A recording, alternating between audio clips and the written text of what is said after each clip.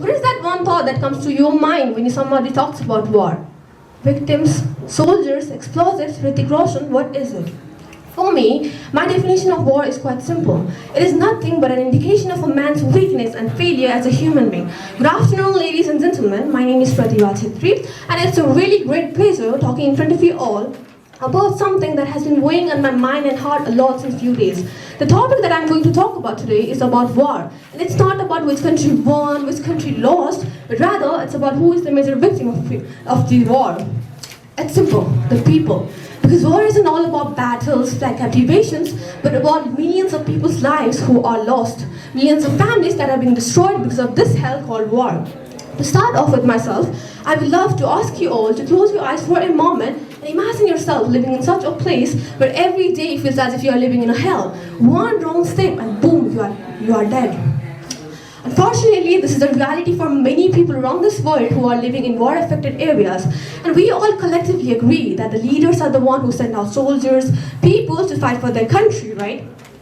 But I feel really disgusted when I imagine those leaders sitting comfortably on their chair, listening to their favorite music, having their favorite coffee, when there are people dying, when there are people suffering because of their selfish reasons.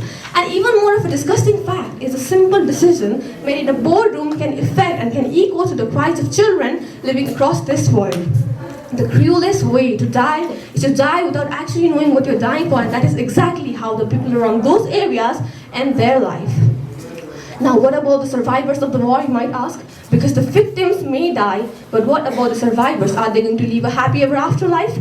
Ladies and gentlemen, if you think that they are going to live a happy ever after life, I need to say that you are all wrong.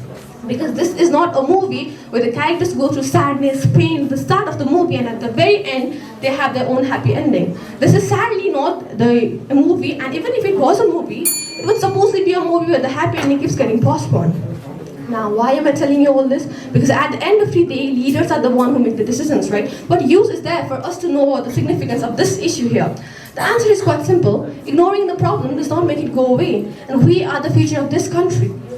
Who knows, someone in this room might be the one to lead this country in the future.